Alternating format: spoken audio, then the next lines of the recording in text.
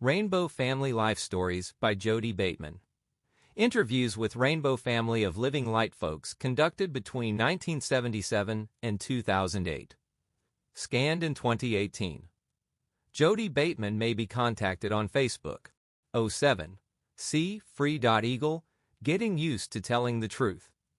Interviewed at the 1978 Oregon Gathering.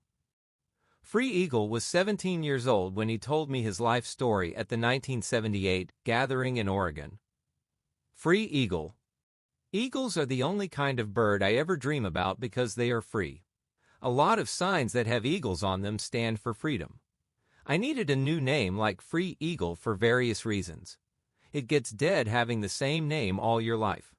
Like if you've got a real common name like I did, it gets real confusing in a room full of a lot of people with the same name.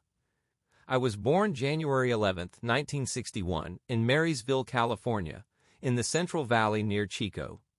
My mom is from Oklahoma and my dad is from Missouri. I was adopted by them people when I was 28 months old. My stepdad has worked on a ranch for 25 years.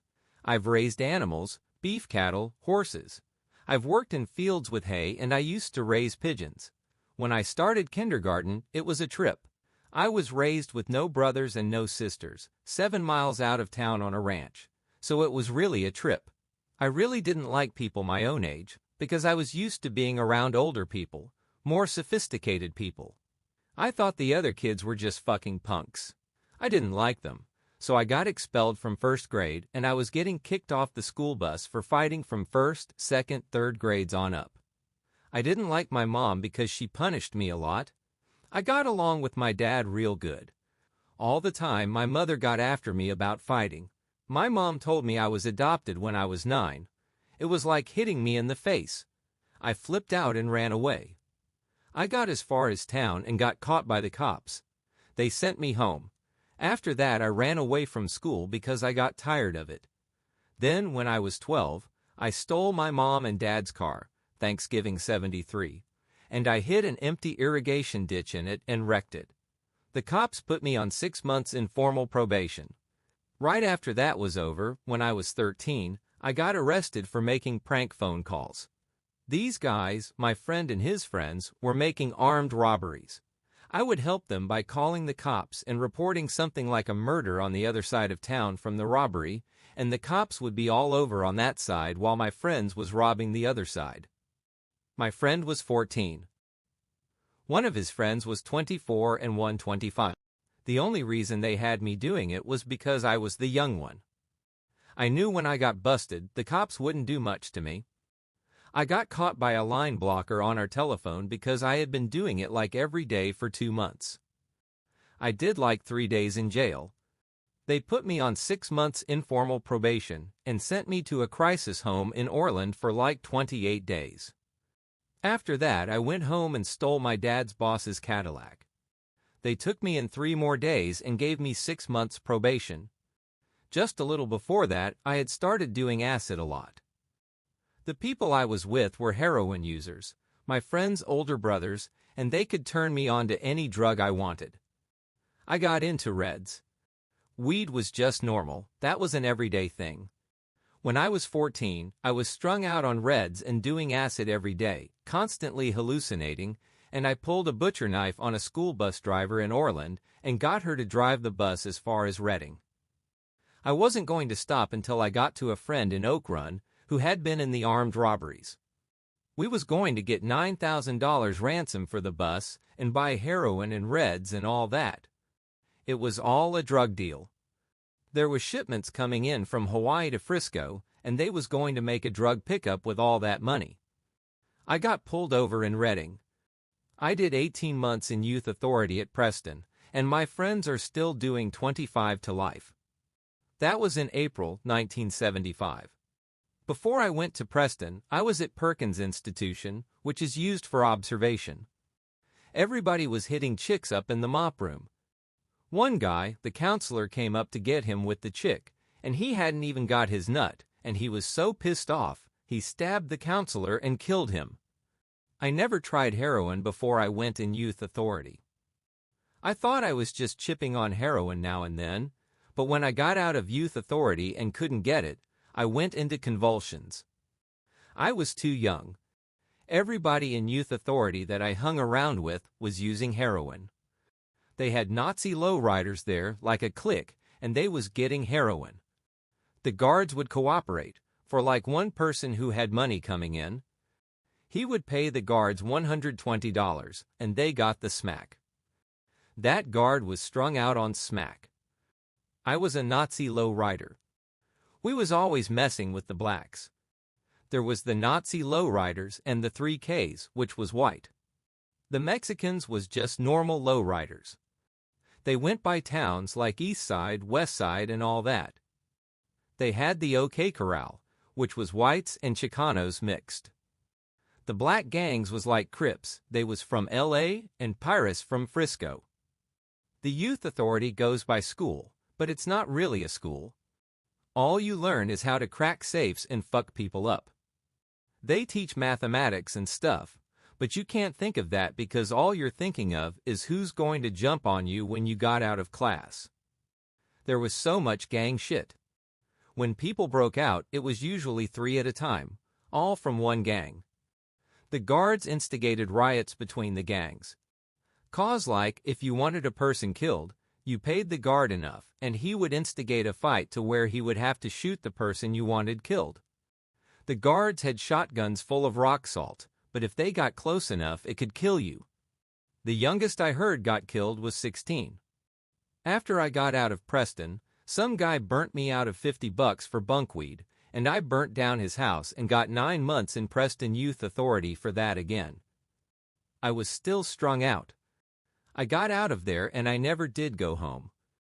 I was kicked out of my county because of the bus kidnap. I went to Sacramento. I've been in all kinds of foster homes. I'd rather not talk too much about that.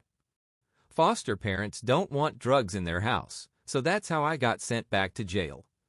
Some of the foster parents were real religious. Some were alcoholics. My mom forced me to go to a Southern Baptist church. Sometimes I would go to church out of curiosity. Religion's all right if you just control it. It's not for everybody. I listen to it, but as soon as I get enough of it, I don't want it around me no more.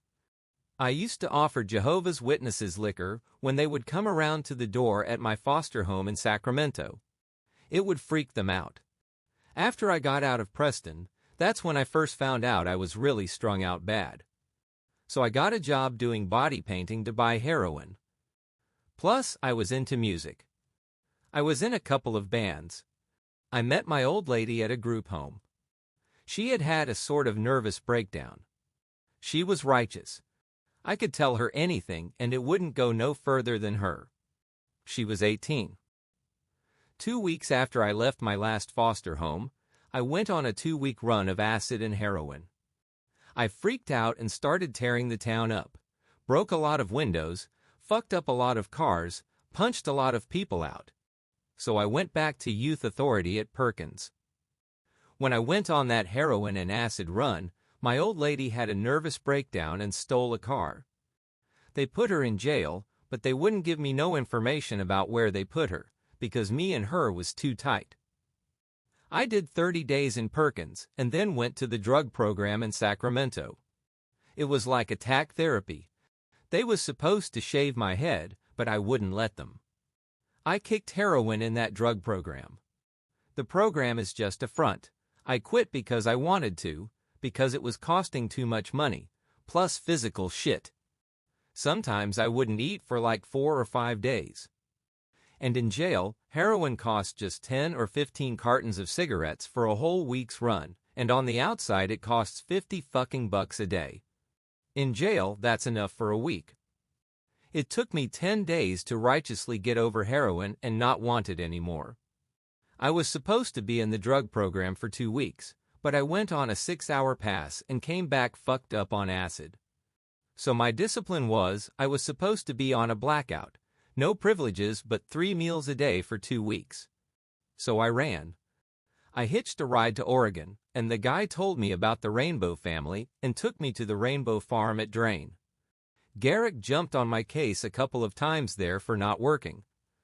He thought I was kicking back all the time because he never seen me work, just kicking back. And when he wasn't there, I was working. Anyways, I come to the gathering to get my head together. I like the gathering. I'm free like the eagle. I've always wanted to be free, so I dropped using heroin. I'm still kicking heroin. I still get my shakes, but I'm using mushrooms and pot, and that kind of takes its place and makes it easier to quit. I just try to block heroin out of my mind the best I can. I brought a rig to the gathering, but I threw it away because I don't need it no more. I don't want to spend all that money. If I'm in jail, I'll probably use again, but I don't want to go back. I want to make a career out of music. If I just hit the road until I'm 21 and learn how to live, learn how to do other things besides rob and cheat and fuck up, then I'll only have to do 6 months county time. It doesn't take no money to live like the Rainbow family. I haven't had 1 red cent since I hit the road. Therefore, it would be really simple for me to live a musician's life, because sometimes they make $30 a week and sometimes like $1,000 a week. Either way, I know I'll survive. If I had my way, I'd have a castle in the sticks and a band. But what could I do with more money than I needed? Even a millionaire can't spend it all. I'm trying to get into more spiritual type stuff at the gathering, not deep into it. Like yesterday, I prayed before I went hunting mushrooms, and I found some really good ones. I tripped out for 6 hours. Like I believe in God, but not in excess. I'm just telling you the truth. I might as well be straight with you anymore. Because there's no cops at the gathering. Why should I cover anything? No one's going to do anything to me for what I say. I love it this way. On the street I would lie all the time. It's kind of weird telling the truth, but it's something I've got to get used to. Free-Eagle moved to a small town to live with a cousin. Her 17-year-old son had just died in a job accident, and she was glad to have him. When I visited him at his home in October 1978, he seemed very happy and healthy, free from addiction. He had bought an electric guitar.